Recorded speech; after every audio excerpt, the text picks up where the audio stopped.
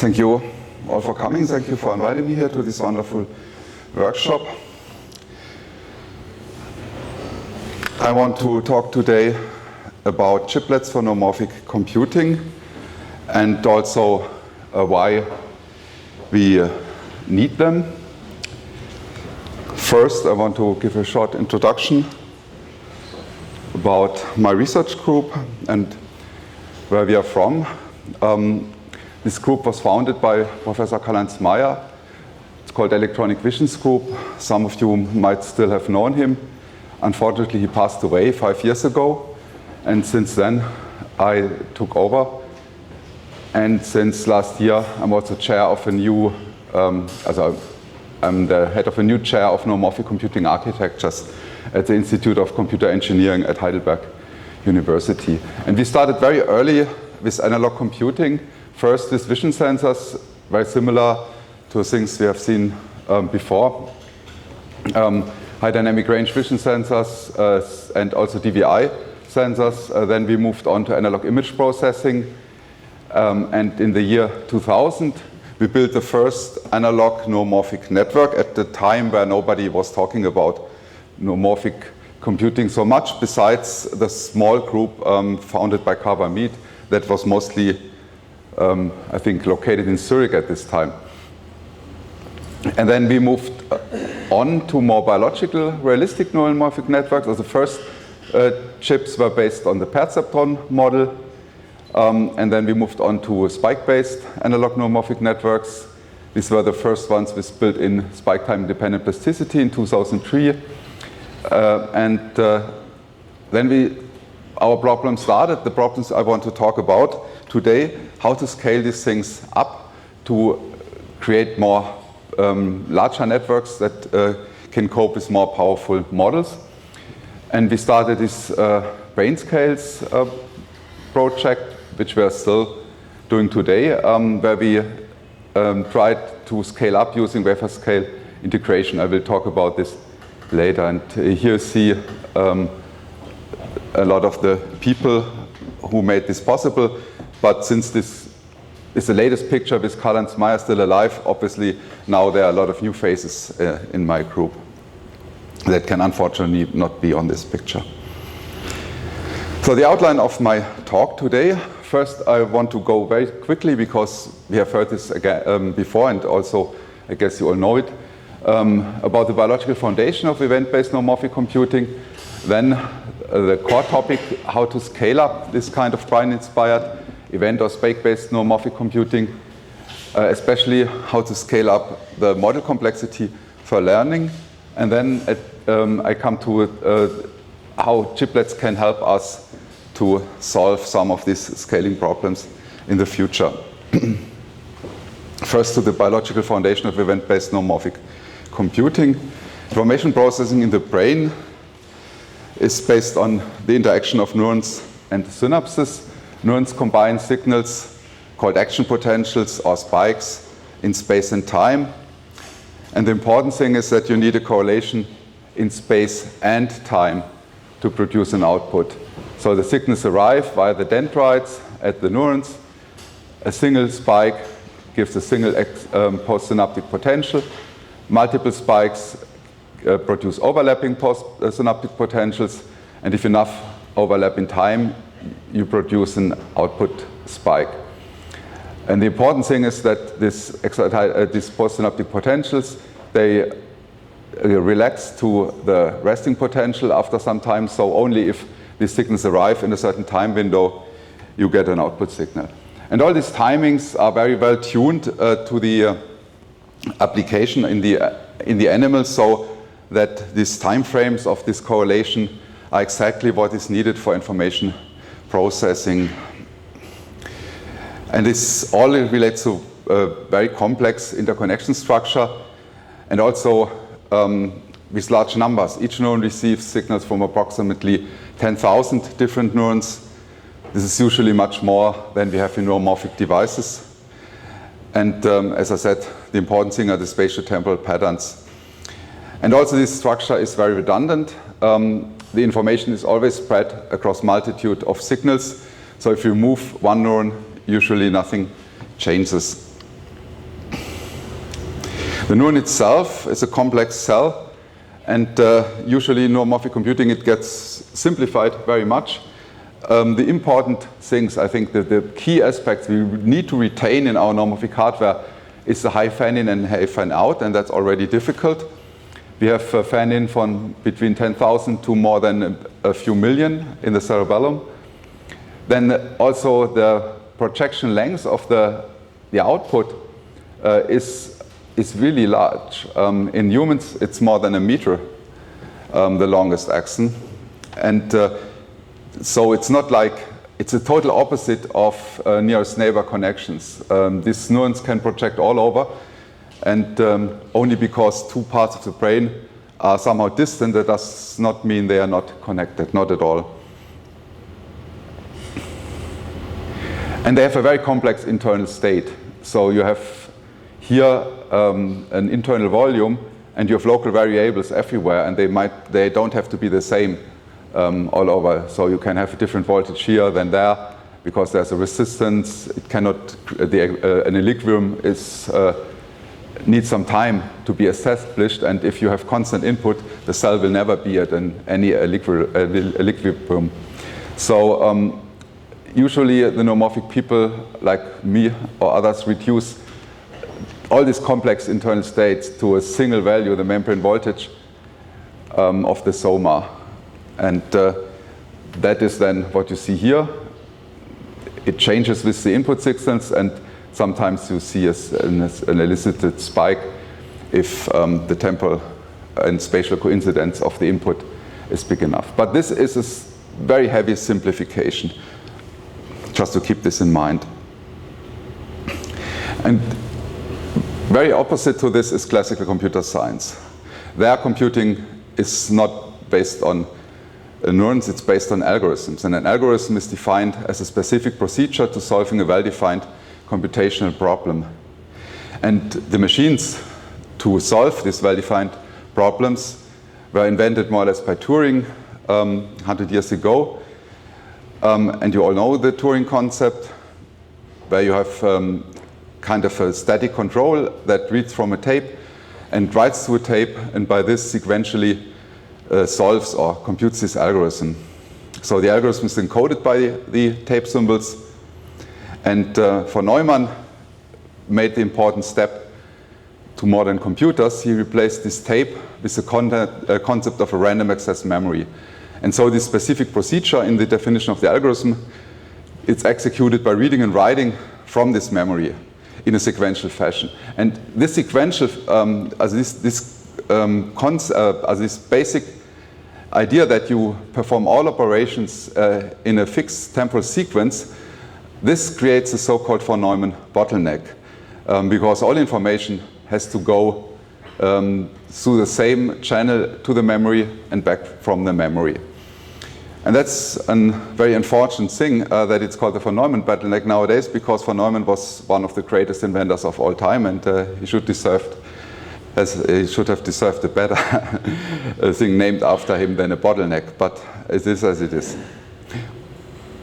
In brain-inspired computing and neuromorphic computing, it's now, in its core, it's trying to overcome this von Neumann bottleneck by using artificial neural networks. And that means we have no separation between main memory content and the compute units. So there is no bottleneck, because memory, as a compute and memory, are interlinked. That's called in memory computing. That's the most important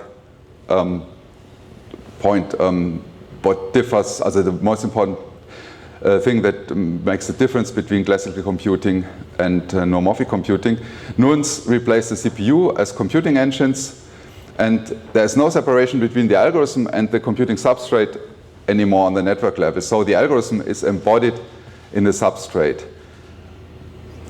So the topology of the network you see here, and all the parameters here just depicted by arrows and circles, they all together make up the algorithm.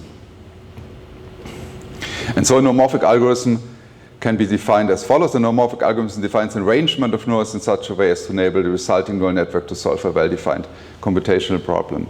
So in principle, we can take up this notion to neuromorphic of an algorithm to neuromorphic computing. But here the important thing is now we have not a tape or a program anymore, but we have a complete structure. So the full, let's say in biological term, the full brain is embodying the algorithm. You cannot separate the structure from the software, so to speak. There are examples of very simple neuromorphic algorithms. This is where our AI is based upon. For example, supervised learning using stochastic gradient descent. And you all know it. I mean, the stochastic gradient descent minimizes some kind of loss in, for example, the difference between a ground truth and the network output. In this example, the image of a cat. With regards to a training data set, which could be a set of different animal images, for example. And then there's an automatic gradient calculation possible using the backpropagation algorithm. And the nice thing is that these gradient estimation techniques, they also exist for spike-based networks. So this kind of a network you see here, you can use the same picture either for a classical AI network, like it's used in large language models, or for a neuromorphic event-based network. The only difference is then is that you here pass either an activation or a spike along, and the neuron do a little bit of different calculations.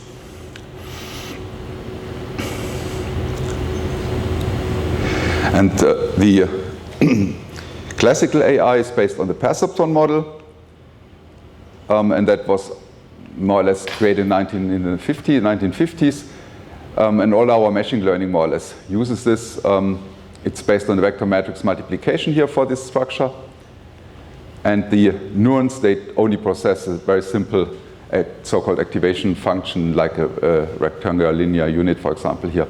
And we have this stochastic gradient descent as an algorithm using the backpropagation algorithm to fix all these parameters for a given problem. And so we come up then with a trained network that can solve a given problem. And the same can be done with a more biological-based model or spike-based model based on current biology. That is what I call brain-inspired computing. And here we have a time-continuous dynamical system. It's always recurrent due to the way the neurons operate. We also have a vector matrix multiplication if you look at what's happening here between the layers. But we have complex nonlinearities in the neuron. But we have a which is much more complex than the perceptron model. But we have a simpler communication structure because we just output a binary spike or a binary neuron output. And the advantage of the spike-based model is that it has multiple advantages. One is that it allows to model biological learning mechanisms because it's much closer to what the brain does. So we can try to replicate ideas from neuroscience concerning learning. But the nice thing is it can also be trained with backpropagation through time. So we can also use the machine learning tools on it. And in both cases, we end up with networks that are much closer to the biological example. And this has the advantage that they are much more energy efficiency because this way of using only spikes, and I have not said this, but this is also a sparse encoding, so the spike frequencies are as low as possible. That saves a lot of energy because information is only transferred if it's really needed. If there's no information to exchange, then also no signal or information is exchanged. While in the classical network, a lot of, so to speak, zeros are exchanged that are not really needed but will be transferred anyhow. So, but that was more or less just the foundation. How can we scale this to create larger brain-inspired network models? So, as I said already, you have two topics or two goals with this kind of structures. We want, on one side, create future computing systems based on biological information processing. So to make, for example, to harness the energy efficiency advantage of biology. And the other thing is that if we have a model that is closer to biology, it can also help us understand biological information processing. For example, if there is an hypothesis how learning could work in the biological brain and we build a neuromorphic system, after this hypothesis, it can be used to validate this hypothesis in a way. And the only other way to do this for neuroscientists are numerical simulations, and they might have some drawbacks compared to a neuromorphic solution. So for example, for the future computing, there are a lot of examples like complex games or navigating natural environments. And for the understanding biology, for example, we want to emulate relevant subsystems of biological brains, and we also want to include learning and development. For example, we have already heard yesterday in the talk of Piotr that the retina is a subsystem of a biological brain that is worth replicating because it is much superior to normal cameras. In both cases, this requires a scaling of the neuromorphic computing systems to compete with other solutions. And this scaling has a lot of dimensions. One, we have to scale it in size, problem size, dimensionality of the sensor data, for example. Then also in speed, to find a solution. Usually not lots of training iterations are needed. If the training is too slow, then it will not converge in time. Model complexity is necessary to model biology appropriately. That might not be necessary for the left side, where we are more interested in energy efficient computing systems. Learning capability is very important because we want to tackle problems of all complexity, and you all know that at the moment the learning is limited. We need vast amount of data, and we cannot transfer learned information from one modality to another and so on. But a lot of research is going on here. And the last thing is all these first four topics, they have to stay in some kind of a reasonable energy envelope.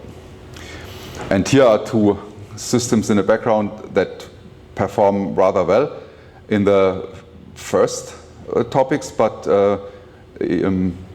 success versa in the topics further to the bottom. And to the left is this Wafer Scale Cerebras system, which is kind of a data flow computer with this uses a full silicon wafer to compute. So this is very good for model complexity, for speed. For size, it is limited to this, a little bit limited to the size of the wafer because it uses local SRAM memory to store all information. And learning capabilities here depend on the software because this is a software-based system. On the right side, you have the NVIDIA GPUs. Here, size is not really limited because it uses external memory, and you can really have gigantic model sizes. You know this from the large language models. This is the hardware that powers the large language models. Speed depends on the model size because this also calculates the model sequentially, so it's very far away from biology. And energy efficiency in this case is not good at all. You all know this. You need thousands of these cards. Each card consumes a kilowatt or so, so at the end you end up with 10,000s of kilowatt to operate such a compute cluster, and also the Cerebras hardware needs a lot of energy. So we want to use spike-based neuromorphic system to solve these energy problems, but we still have to scale them, and there are a few systems that exist in the world, and they are more or less ordered roughly by the focus of the scaling. This here is more, the focus is more of the size of the system, and to the right the focus is more on the speed of the system. This is the Spinnaker system. We will hear about this. I don't think I have to give you any details now. There will be a later talk. The TrueNose system, I think this is history now. It was a full custom digital system, similar than the Loihi system, which is still current.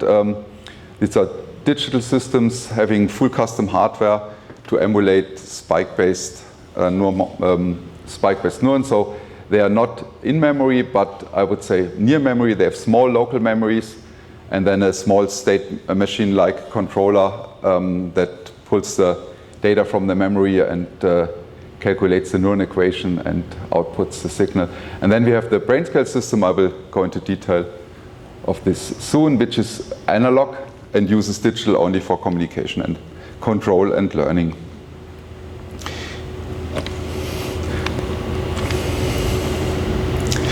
And how do you build an analog neuromorphic system?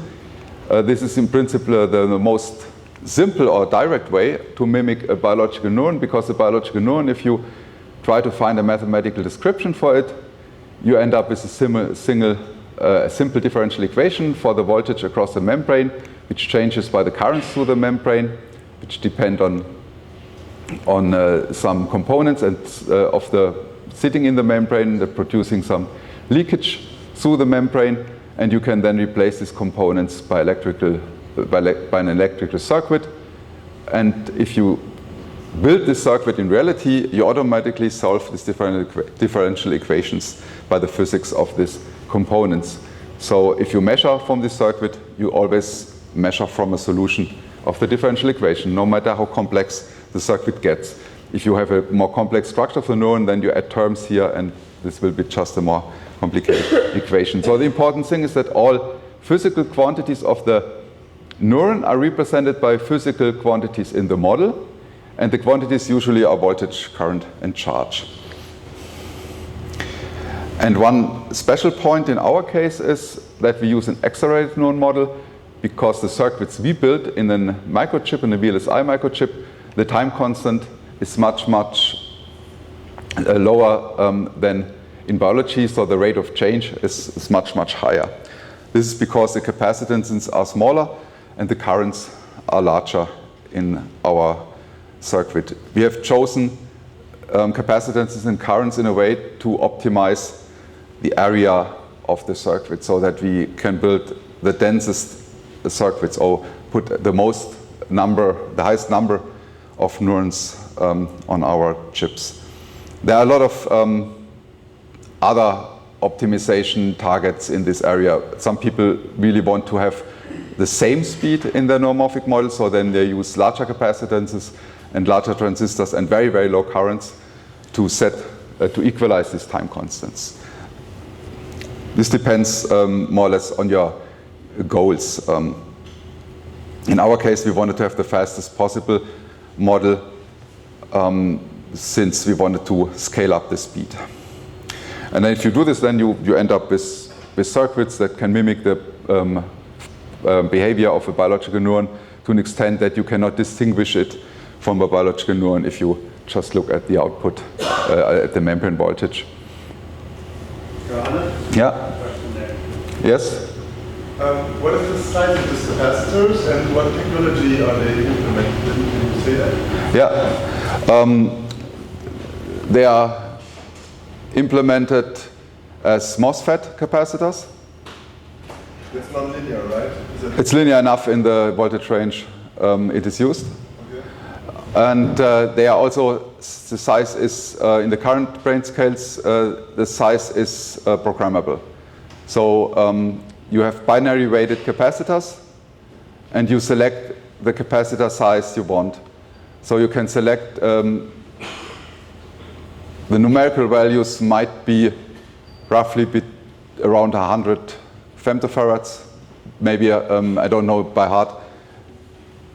The idea here is that you can switch the capacitor size to get to the, so that we can mimic a broad range of time constants. Yes?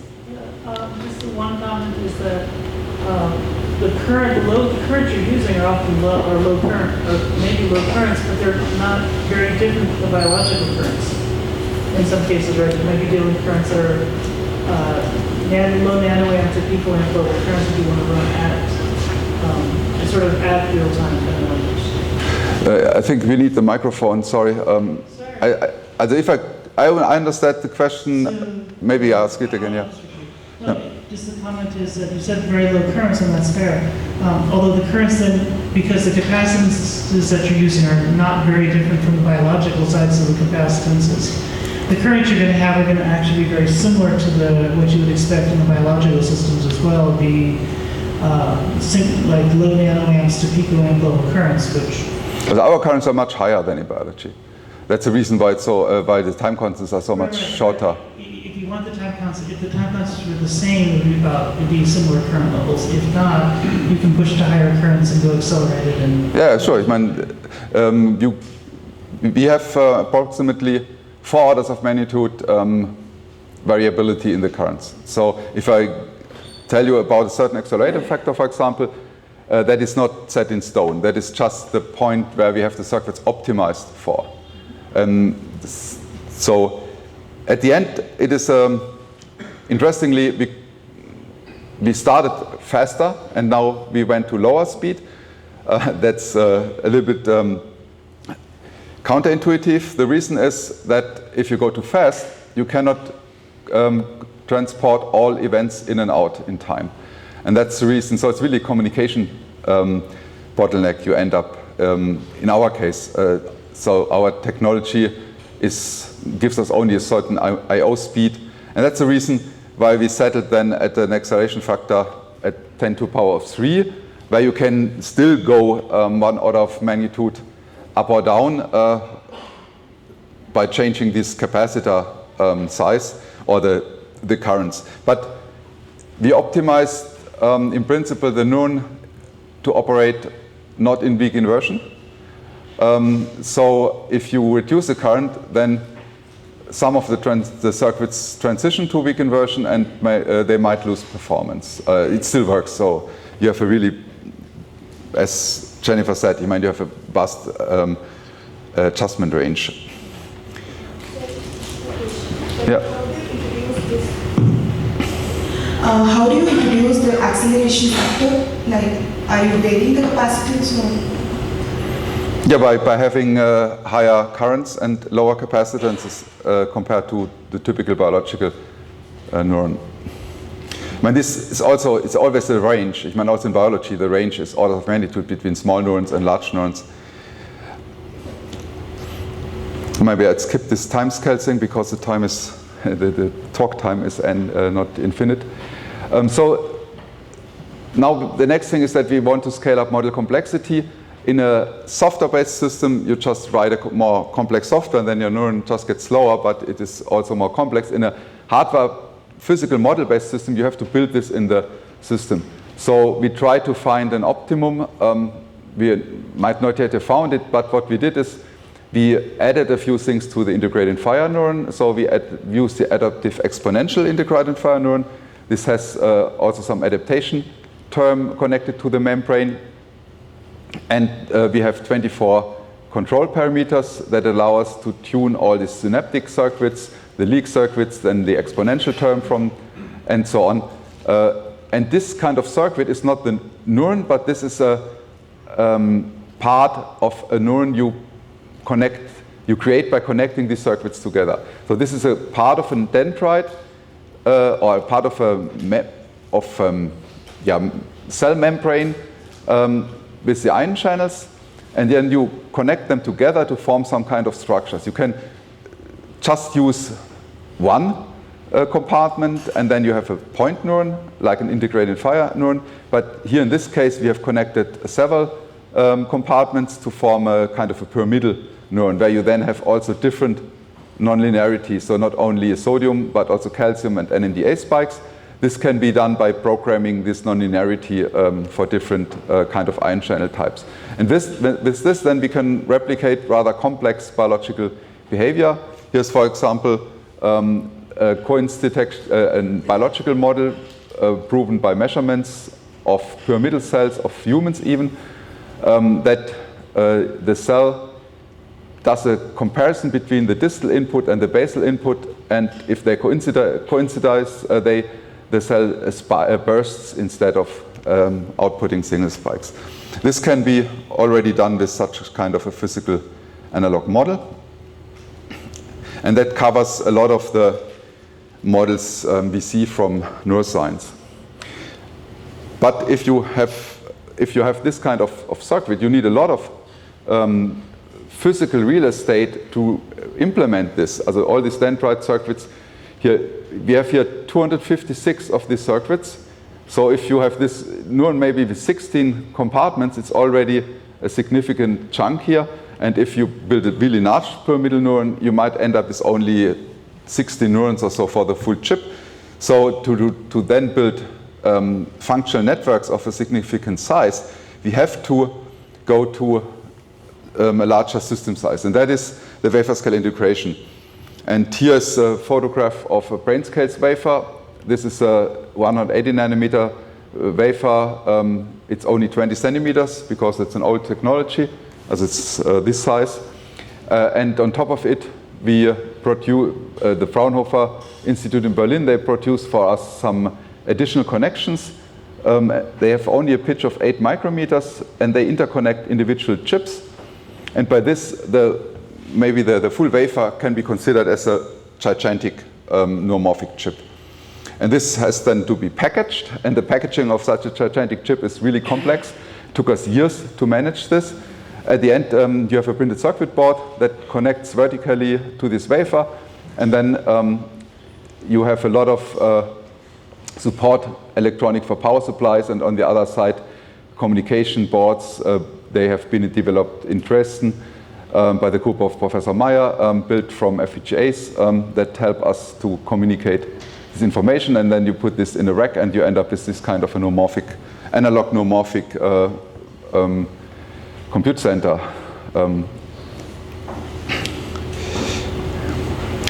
And if you then do some experiments on this, you need a lot of software to configure and route and distribute your network across such a structure. But after very many years, we managed to get this to work in a way that we can replicate experiments done in software. For example, in this case, we replicate a model of the cortical column, which has been used a lot by computational neuroscientists. So there are many reference publications. We had to downscale it because this model is meant to be done on a high-performance computer system, so on a really multi-million euro high-performance compute center like a cluster like the one in Jülich. And even the full wafer is by far not large enough, so we had to reduce the model to 10% and retune it that it creates the right firing statistics. And then we implemented this at the end with 7,700 analog neurons. And it operates, in this case, 10,000 times faster than biological time. And we verified it against numeric simulations. And you see that these are just statistic measures of the individual populations of the firing rates, that they match rather well. And this is by far the largest data from an analog computer in the world produced so far, because this is really fully analog computing here. We also tested this famous model from Brunel about these irregular firing modes of neurons, so that if you connect a lot of neurons together in a correct way, they create some sustained firing on their own. And the nice thing about this is that you have a lot of parameters here to scan to show that you have different regimes, and in between the different regimes of firing of this network, you have transitions, similar maybe to phase transitions. And so you need, if you do this numerically, you need thousands of simulations of a large network over a longer time. And here, since it's 10,000 times faster, you can do this in minutes and scan the full parameter range, and then you get different statistics here. And in this case, we reached more than 1 terasynaptic operation per second in this system. So this is already in the range that you cannot easily achieve otherwise. The full compute power, since we heard this yesterday from Piotr, if you do this analog computers, they reach really tremendous amount of compute speeds. In total, the full compute power of this is more than 1 petasynaptic operation per second. But then it's not sparse anymore, so that's not what you want, ich meine.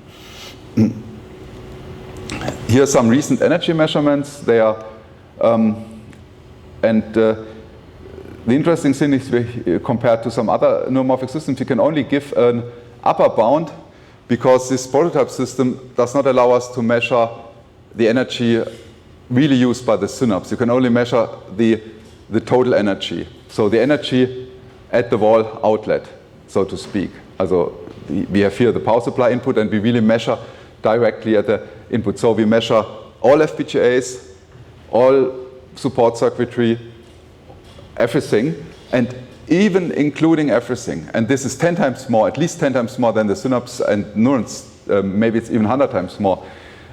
We are better than everything else and are in the range of 10, as in this example here, below 10 microjoules per synaptic event. So that shows that analog computing is just superior to anything else because it's a very old technology. If you use such an old technology digitally, you will be, it will be 6 to 8 orders of magnitude between digital and analog solutions for this problem. So that was about scaling up size and scaling up model complexity for learning. That is the other important part. This Wafer Scale system you can use it via the internet still, but it is not very well suited for productive use. It was more prototype to show that you can scale up analog computing to wafer scale, and the quality of the neurons in this system was not good enough. Unfortunately, I'm not allowed to say this loud. This is because we use floating gates, and the problem is our circuits are not as good as Jennifer's, and we cannot, if we program the floating gate twice, we always end up with maybe 1% difference in the values. We still don't know why, but since we moved on, we didn't want to spend more manpower in finding out where the problems are. Since this Wafer Scale system also uses floating gate storage for all parameters. So we went up to a newer technology and a new concept. This new concept is important because I think that's the concept we should all base the scaling of neuromorphic hardware upon. And that says we want to treat the analog neuromorphic part more as a coprocessor to the digital part, which controls the system in a way that we have a standard microprocessor with a vector unit, and this vector unit is parallel coupled to the analog core, like a vector matrix accelerator, digital vector matrix accelerator, for example. So, and then you have a network on chip that interconnects the stuff to give you the flexibility to scale this up to any kind of systems. And you can use also standard I/O techniques here and all standard techniques to scale this up to a full compute center, for example, by still having analog computing at its core.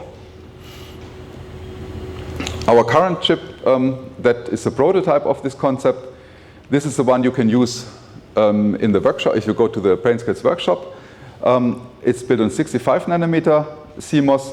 It has 128 synapses. It has 2 cores, also 2 processor cores here to the left and the right, and 2 analog cores to the left and the right. This has neurons that I think have now very good quality. They produce very clean signals. You can implement more or less all computational neuroscience models on them. There are a lot of examples in the tutorials. If you are interested, it's all open. And the hardware runs all the time in Heidelberg and can be accessed by you from all over the world all the time. And the concept for the learning which builds upon this system, this hardware system I've shown you, also this hardware structure is hybrid plasticity. That means that we do not learn in the analog core, but we use the analog core as the analog core has some sensors in it that sense the quantities you need for plasticity. For example, they sense the presynaptic, the post-pre correlation here, the pre-post correlation times for STDP.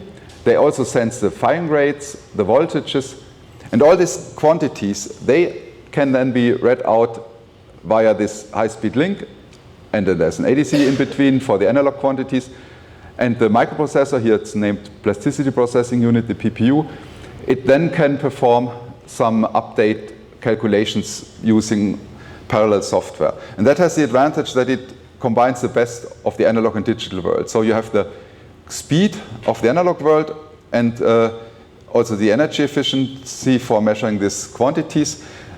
Because here everything happens very fast and continuous time in the analog world, but you still have the flexibility to change your learning rule all the time, and also use very complex learning rules, also use learning rules that might need some intermediate calculations that the researcher has written in floating point formulas. Because if you cannot build a new chip all the time, people have a new idea about the learning rule. So we decided that the only way to go is separate our neuromorphic system in the fast part and the slow part. The slow part is for the learning, and also the other slow things like calibration and in communication with the outside world and so on. And then you have the fast path, that is the analog, that is the neurosynaptic core, so to speak, that really performs the network operation. For inference, you only need the analog part. For inference, this one goes to sleep. So Johannes, yeah. So the synaptic peaks are still floating gates on the analog? No, here we use, here everything has moved to SRAM. And I must say, Jennifer, our SRAM based ducts are much smaller than floating gates, because ducts can be built very small. We have a paper about, if you want to know how to do this, we have a few 10,000 duct channels here, and the channel size is smaller than one single floating point transistor in our old system. But this is published, you can look at it. I have no time to explain it here. So it's all SRAM based, but we still have 10,000s of parameters to control the neurons. Here's just an example what this hybrid means. This is software. This is in this processor. Also this software is compiled as a C program and runs in the processor. And what it does, it uses different kinds of plasticity. It uses spike time dependent plasticity. It uses homeostatic plasticity. This one uses the sensors for the correlation in the analog part. This one uses firing rate sensors in the analog part. And it also reconnects the system topology by changing the topology during operation, because this connection here, maybe I go back, this connection here also controls the topology of the network here. In our system, we can, the presynaptic, postsynaptic connections have an addressable connection, so you can, the local connections can be programmed while the system is running, so you can have change the topology while the system is running, and you can include it in the learning algorithm. And here's an example with structural plasticity here that includes changing the topology during learning. And you see here always the receptive field, so where these dots show you the current topology, and it changes during operation. And at the end, when it has learned how to detect these numbers, the topology is in a way that you see that the neuron has found out where the interesting information is lying. So the points are all lying on the input data. So this is just an example what can be done, but I have to move on because the important thing I wanted to discuss heute is the chiplet part. So just to summarize, also the hybrid plasticity concept means you can have simultaneous rules for everything you want to change, also connect topology, homeostatic balance, structural optimization, and that you simultaneously run the network and the learning software.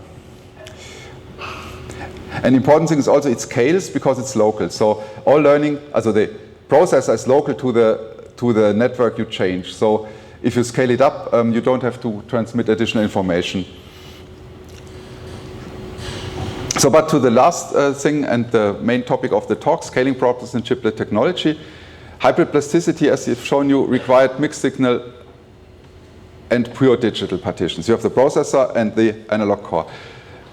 And the in-memory computing technology in the neurosynaptic core requires a large number of storage cells.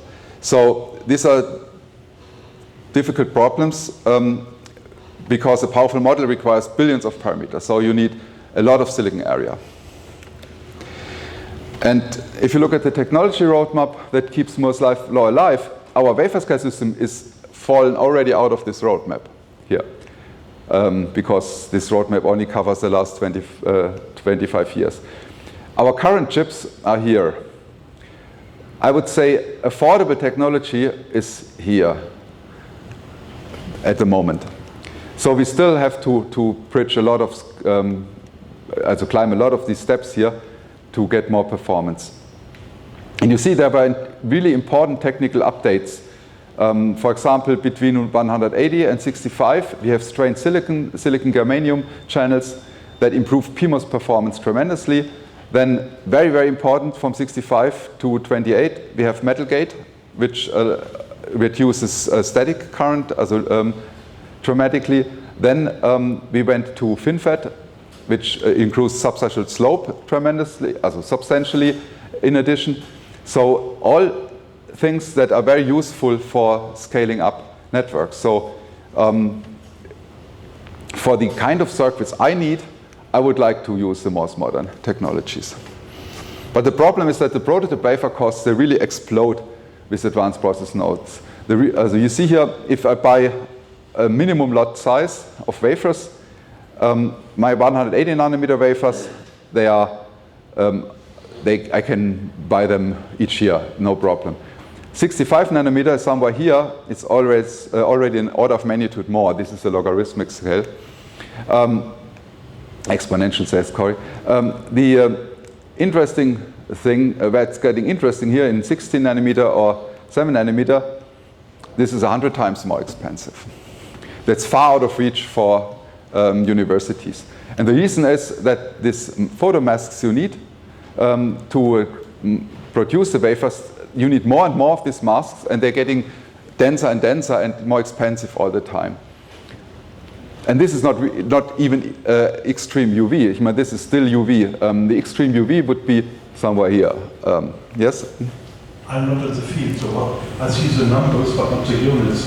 This is relative units, because this is cost, and cost it just compares the cost of this is an IC knowledge is some of this data production companies that just gather numbers for companies other that so they just collected all. I mean, this is not easy to get information, so this is they just collect all reports from all sides and then they compile it, because usually you don't get in quote so easily for these prices. So this is some kind of summary data. And if you go to mass production, then you only have to pay for the masks once. If you go to mass production, the differences are rather low. That's the reason why it is feasible to do this high-end processes for a smartphone. But for us, where we are here, I mean, this is more than this is factor 20 or so in cost. So this is just too much. So we need some alternatives, and the alternative, and also industry needs alternative. Not all industrial products are high volume, and therefore now the chiplet technology is the solution. Here you see an early example of chiplet technology from Xilinx. You see these are 4 chips here. Here, this is not one, but separate chips, and 2 additional chips at the bottom, and they are all connected together on a single carrier. Here is a photograph from a new initiative. It's called UCIe, which is an initiative to standardize this chiplet technology. So to standardize the interfaces between different kinds of chips you put on a common carrier. And they also have this nice catchy phrase here, chiplets, open chiplet platform on a package. And that's exactly what we need. We need a neuromorphic platform on a package. We have tried some scaling up things in our group. For example, we put these wafers into a printed circuit board to make the manufacture, the mounting easier, but it still needs full wafers, and the full wafer costs are, as I said, too high. If you go up, here's an example from your practice that allows you to use single dies and then interconnect them together during a special process, so that you end up with a module that has several of these chips connected together. This is called fan-out wafer level packaging, and then you can order this as a university here.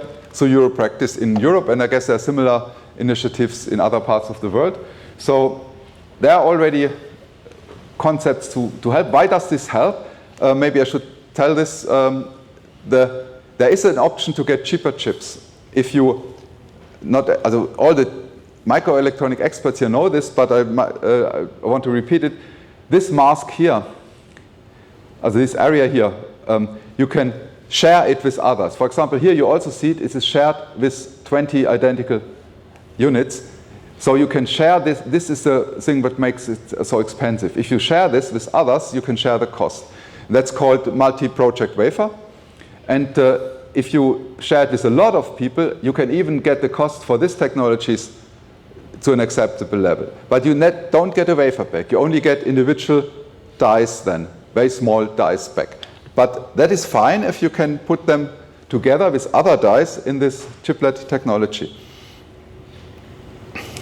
So chiplet-based design of modern, like it is used, for example, in modern GPUs, can be adopted for our neuromorphic circuits. For example, our hybrid plasticity unit can be split in the digital part and the mixed signal part. And then you have, for NVIDIA, is then for us the processor, PPU, and the event network. And what here the memory is for the processor is then our neurosynaptic cores. And they are interconnected through a so-called interposer, which nicely can be really easily produced because this is just a very old chip containing only metal, no transistors. And this can be produced in the same factories you get the old processes. We did this once. You can, for 10,000 euros, you can get, or 20,000 euros, you can get a wafer back, which is just interconnect. But with the resolution of this microelectronic process, so you can have a micrometer resolution in the interconnect. So these interposers can be manufactured. We can manufacture them ourselves, and then we just manufacture the chiplets. And here we have the advantage that we then can use different technologies. So the PPU, for example, we can use modern FinFET technology. We can use modern IPs. That is very important for memory, for example. And that is also one thing, especially here in the workshop with so many experts, we can combine efforts to do this together. We don't have, it's not necessary, I think, that this digital control chip for neuromorphic has to be different in each group. And then we can also reuse the software that controls this part. And we can have independent design cycles, so if we want to update our processor, maybe to a newer, better RISC-V model or so, we don't have to change our neurosynaptic core because they are separate now. And the neurosynaptic core, every group can use whatever it needs.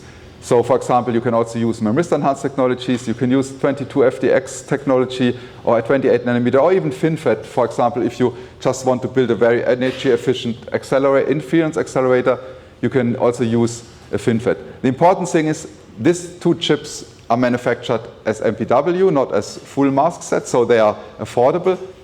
And they can be also, this one can be small and in a high-end technology like FinFETs. And here you can, depends on what your idea or your concept is, you can use a large chip in an old technology or a small chip in a modern technology, whatever suits you best. And we also did a prototype because if you do chiplets, you also need the interconnects between the chips, and they have to be optimized for this task. Here's an example. The important thing, you need variable impedance for the drivers that drive the signals across from one chip to the other, so that depending on the kind of the interposer, you can use the impedance where you need the least amount of energy. So if they are very close to each other, you don't need any termination. You can use a high impedance link with a very low energy. If they are far away, for example, because you have some network where you interconnect them, you can also use impedance-controlled links at a much higher energy budget. And you see this is in 65 nanometer. It already is stable at 2 gigabits which is a very good value for single-ended ground reference, the low voltage signaling. The energy is approximately, it's not on this slide, it's approximately a picojoule per bit. So this is comparable to industry numbers already. So with this kind of technology, and then using flip chip instead of this wire bonding technology, you can interconnect the digital to the analog part on such a chiplet. So to conclude the talk, what I suppose we should move on, all of us who build hardware, to a neuromorphic chiplet implementation that basically looks like this. The background here I had before is replaced by the interposer, silicon-based mostly, can be cheaply produced. The digital part can be very small in a high-end FinFET technology, produced by an affordable MPW, and maybe really built as a shared community project, open hardware project, so that the design data is in GitHub and all neuromorphic groups can use it, and also the software for it. And then the mixed signal part can be done in any technology, the older ones, newer ones, and depends on what your research goal is. And I think with this, I want to conclude my talk with this kind of concept.